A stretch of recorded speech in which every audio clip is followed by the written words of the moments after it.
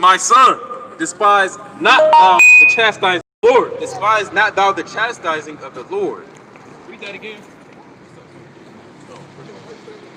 For gold is tried in the fire, and acceptable man in the furnace of adversity. You play any sports, brother? All right. You ever have 2-a-days in football? There's 2-a-days you have to work out like that. Right. When your coach is pushing you, is he doing that because he hates you? He doing that because he wants you to be strong. Right? He wants you to be stronger, faster. Right? What position you play? Corner, right? You gotta be strong, you gotta be quick, you gotta be on your toes. And the only way to get to that position is if he put you through the fire, right? All the endurance and training, he doing that because he loves you. Right? Now imagine if that coach wasn't doing nothing. That coach don't give a damn about your team. Right? So similar to the Lord and us, right? When we go through the fire, it's to make us stronger. Right? Nor faint when thou art rebuked him. Nor faint when thou art rebuked of him, because we read in Proverbs 24:10, don't faint in the day of thy adversity. So it says, for whom the Lord loveth, he chastiseth. For who the Lord what? For whom the Lord loveth, he chastiseth. Bring out Proverbs 22:6 again. He said, for who the Lord loveth, he chastiseth. That's a fact, right? You ever got a whippings by your father or your mother? Did they do that because they hate you? They said, I can't wait to beat your ass, KD. They doing it because they love you, because they want you to be corrected, right? It's all out of correction. Proverbs 22:6 again. Proverbs chapter 22 and verse 6. Train up a child in the way he should go, and when he is old, he will not depart from it. And he will not depart from it. That's a fact, right? Proverbs chapter 13. Proverbs chapter 13, verse 24. He that spareth his rod hateth his son. He that loveth him chastiseth him both times. best times, right? So we nailed it in the coffin of why we going through it, right? But it's a little deeper than that. Because I got to ask you something. What's your nationality, KD? Ethnicity. If I gave you an application, what would you know? African American, right? Well, if you look over here, you'll see the term African American came from two different white men, Leo Scipus Africanus and Amerigo Vespucci, right? One is an Italian map maker who got credit for finding America, right? The other one is a Roman general or a Greek general, right? Roman general. And once he came and saw the continent of Africa, or that continent, he said, I'm going to name it after me, right? Similar with Amerigo Vespucci. That's where you get American from. Now, 9 times out of 10, you know, a lot of our people already have a white man's last name, right? So you don't want to give yourself a nationality of 2 white man's last names. You already got his last name, right? A lot of us up here got the white man's last name. So if you take that away, what are you? Me. Well, you know, nationality, right? You can ask, we ask white people, they say, you know, I'm from Britain, I'm from Germany, I'm from Switzerland, North Dakota. Some people might say, you know, I'm from New Zealand, Australia, right? Huh? Or American, right? But you ask an Asian man, they're going to say the same thing, right? Or something similar. They're going to say, I'm from China, right? Or I'm from Drone-Pao, right? You ask a Japanese man where he's from, he's going to say, I'm from Japan. Same way with the East Indians. You're going to say, I'm from India, right? But us, you finally get to the so-called black man, you ask him, they say, I don't know. They say I'm a human being. They say I'm a nigga. They say I'm a vice lord. Why is it that we are the only people on earth that don't know our nationality and our heritage and where we came from? That's a big question we got to be asking ourselves. Possibly not educated on this. That's right. And whose fault is that? Could be yours, could be someone. Well, ultimately, the so-called white man put us into slavery, right? And did they teach us the truth? Nah. Go to Deuteronomy 28 and 68. Bingo. Which was black, right? African American, nigga. Monkey, a coon, a moon cricket. This is the book of Deuteronomy, chapter 28, verse 68. And the Lord shall bring thee into Egypt again with ships. Right, the Lord, this is Moses speaking to the Israelites saying, you're going to go back into Egypt again, but with ships. Now, you familiar with Moses and he parted the Red Sea? parted the sea. Once he parted the sea, they left out of Egypt, right? But he's telling them you're going to go back into Egypt again, right? But we got to remember and keep this in mind. There's no account in the Bible where they went back into Egypt. So is Moses lying? No. If this is a book of prophecies, this has to be one of them, right? Because it's outside of the Bible. It's the book of Exodus. It's the book of Exodus chapter 20 verse 2. I am the Lord thy God, which are brought thee out of the land of Egypt, out of the house of bondage. Out of the house of bondage, right? Because when we was in Egypt, we were serving the Africans, right? The Egyptians, right? That's a fact. So now with the understanding that Egypt is another word for slavery or bondage, you know, we're going to apply it back to this verse. It's the book of Deuteronomy chapter 28 verse 68.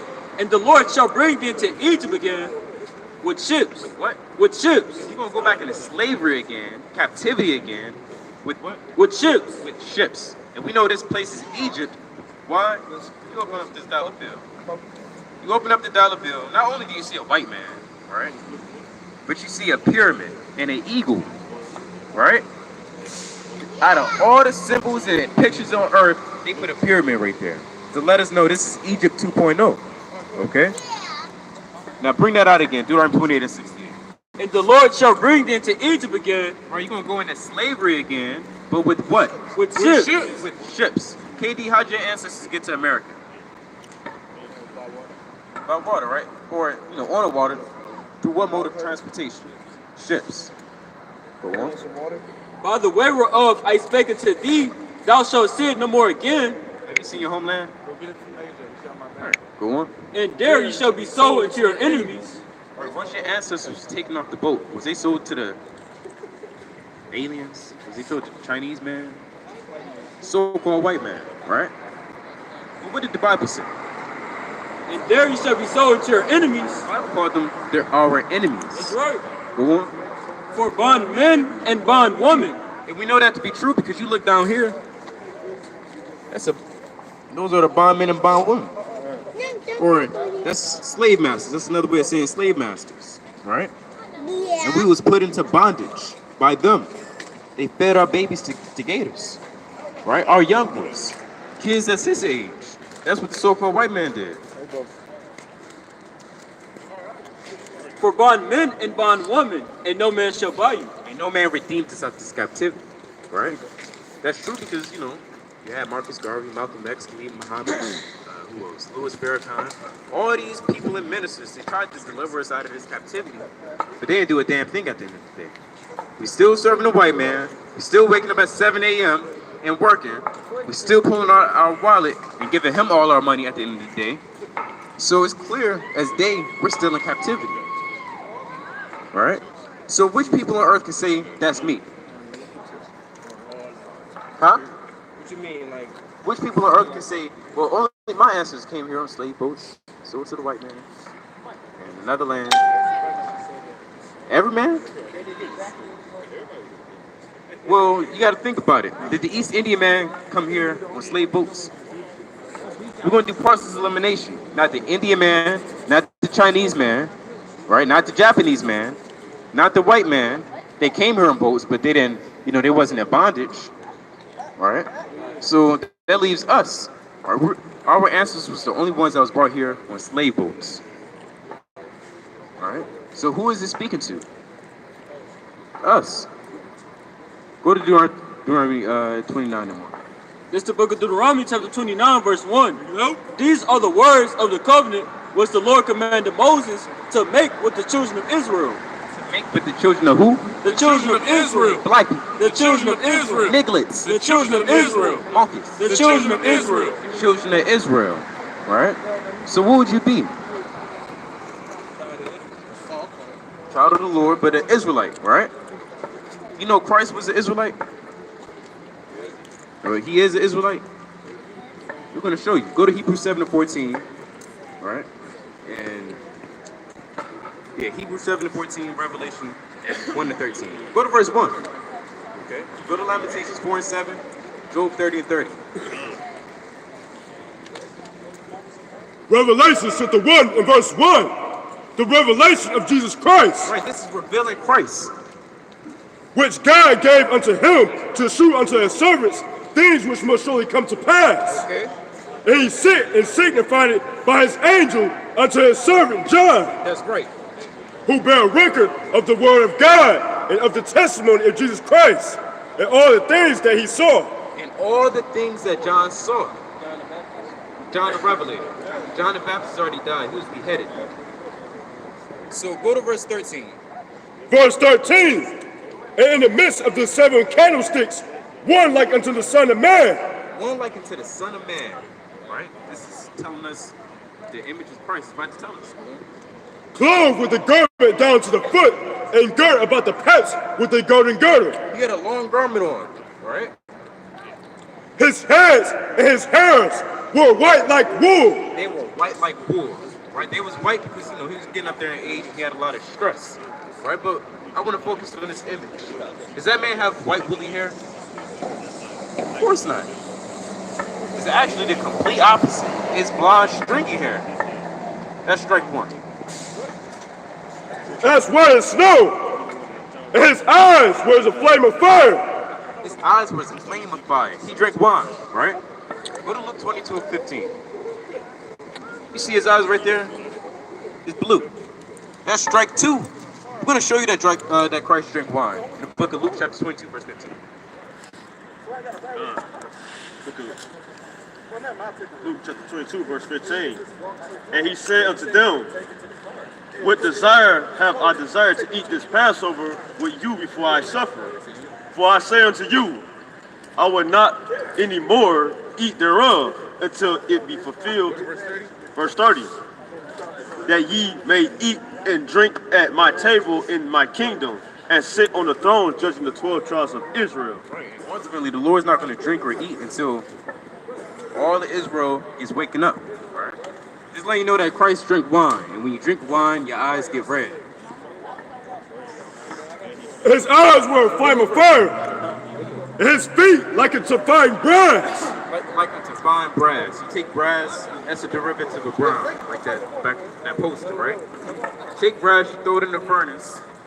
As if they burn in a furnace. Throw it in the furnace and you pull it out, it's going to get darker or lighter. Right. So it's telling us how Christ looked.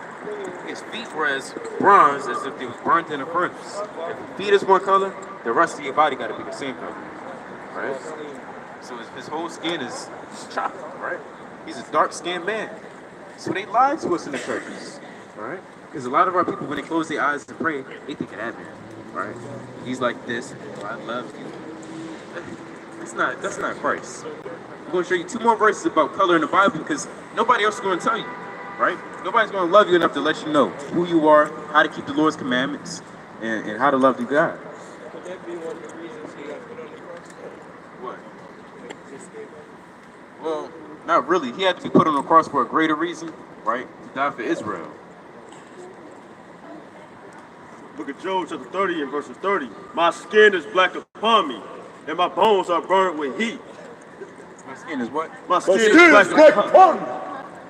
My skin is black upon me, and my bones are burned with heat. My bones are burnt with heat. Right? He was an angry so-called black man. That's Job. Go to Songs of Solomon. Or Lamentations 4:17. It's the book of Lamentations, chapter 4, verse 17. As for us, our eyes as yet faileth for our vain help. 4 and 7. 4 and 7. Her Nazarites were purer than snow. Okay. They were whiter than milk. Right? Talking about how pure they are. Go on. They were more ruddy in body than rubies. Their polishing was of sapphires. Personifying them as gems. Beautiful gems. Go on. Their visage is blacker than a coal. Brother, you go Google the word visage. It means your face or your countenance, right? So it's letting us know their visage was blacker than coal. Those are the Israelites. So the Israelites are people of color, right? We found that out in the Bible. Is the church going to tell you that? Did Louis Farrakhan tell you that? No. Right? Did Khalid Muhammad tell y'all we was children of Israel? No. If they did, you would see everybody, also called black people out here with fringes on, right? The Songs of Solomon. Talk to Solomon chapter 1 and verse 5. I am black, but come. What did he say? I am black, but come. He's black but beautiful. So this is so-called black man saying, look, I'm black and I'm beautiful, right? O ye daughters of Jerusalem. Now jump to verse 10. You're going to see what he wore. This is a man of color. Go to Revelation 20. Verse 10. Thy cheeks are comely with rows of jewels. Right, his cheeks was comely with rows of jewels. Right? He had grills. Right, that's what it means to me. His cheeks is comely with rows of jewels. Right? Thy neck with chains of gold. Chains of what? Chains of gold. 5 and 39. He had chains of gold on his neck. That's a fly brother. You ever seen any white people with chains on their neck, brother? They don't got that type of style.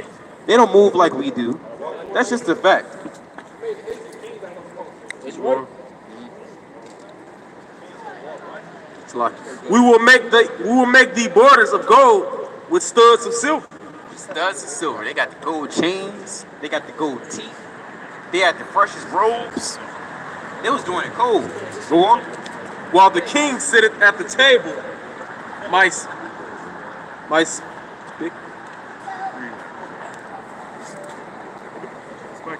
spikenard sendeth forth the smell thereof. Right. Now bring your, what you got? Go to the last verse.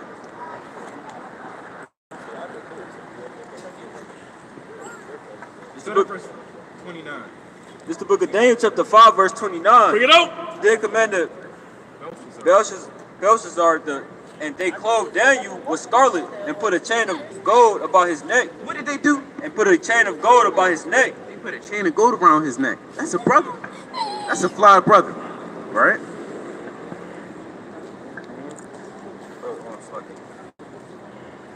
Chain and made a proclamation concerning him that he should be the third ruler in the kingdom. So that's Daniel. He was doing his thing, dressing fresh. Right? Go to Revelation 1 to 13. We're going to show you another account of man in gorgeous apparel. Revelation chapter 1, verse 13. Book of Revelation chapter 1 and verse 13. Bring it out. And in the midst of the 7 candlesticks, one like unto the Son of Man, clothed with a garment down to the foot, and girt about the paps with a golden girdle. His head and his hairs were white like wool, as white as snow. He had a golden what? It's like and girt about the paps with a golden girdle. He had a golden girdle on. He had a golden belt. Show me a white man with a golden belt. I'll wait. They don't really move like we do. Go to Deuteronomy 7 and 6. All right, because we do more research on it. You'll find out so-called blacks, Hispanics, and Native Americans, we got the most soul. All right, can I ask y'all a question? Right. What did y'all do? What did y'all call his garment or what? What do we call it? What did y'all call it? A belt? No, he had a golden girdle. A girdle. A girdle? A girdle? I thought a girdle was like a tummy tuck. No, not that type of girdle. It's an archaic word. It's another word for belt. Right. This the book of Deuteronomy, chapter 7, verse 6. For thou art a holy people unto the Lord thy God. The Lord thy God has chosen thee to be a special people unto himself, above all people that are upon the face of the earth. Just a few. Above all people that are upon the face of the earth. 3 and 6. That's right. I gotta ask, what's your name? D-boy. D-boy? Yeah. Is that your real name? Nah, Brother, what's your name? I'm not gonna give you my girlfriend on that. Well, brother, the point is, he's trying to address to you that everybody you see on that chart, they're the chosen people of the Lord, right? Go to Deuteronomy 28 and 37. Right? Let me ask you something. What's your nationality? Your nationality. Shit. Hebrew, I don't know what to do. Why do you say Hebrew? I said, what made you say Hebrew? Like, we all come from Egypt. I don't. Well, no, it's a little deeper than that. Yeah. We're going to show you hardcore proof that we're Israelites according to the Bible. Go to Galatians 4:26.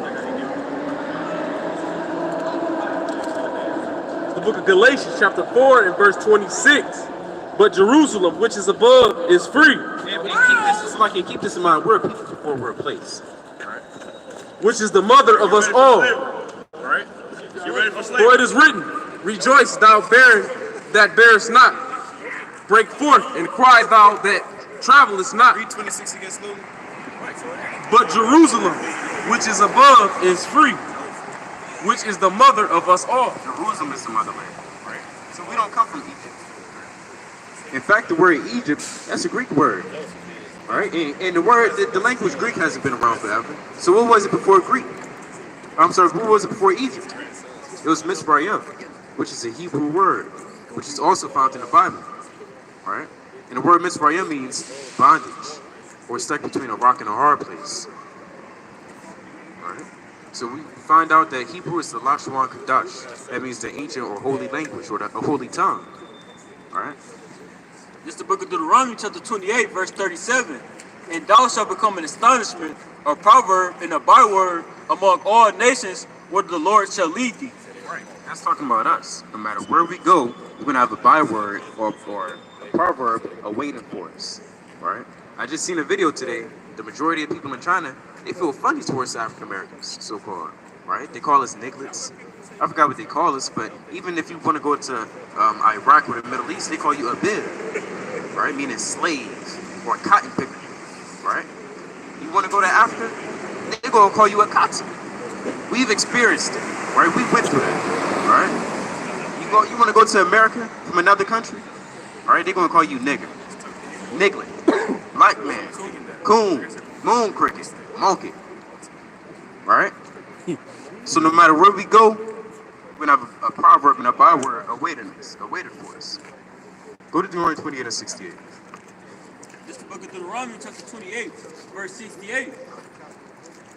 And the Lord shall bring thee into Egypt again with ships. Right, the Lord is going to bring Israel into Egypt again with ships. All right?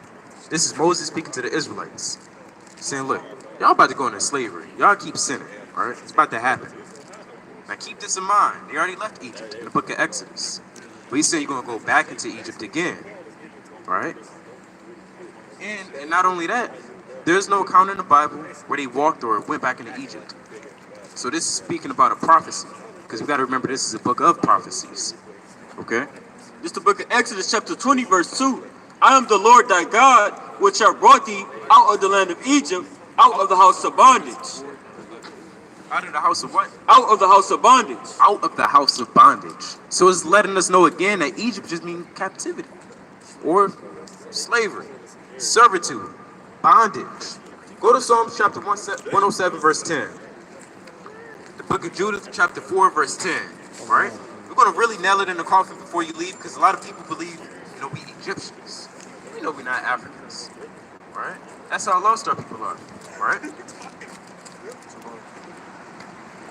Judith chapter 4, verse 10. What you got?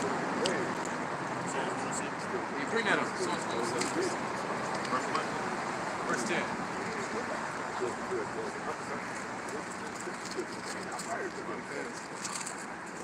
Brother's got to be sharp in the sword.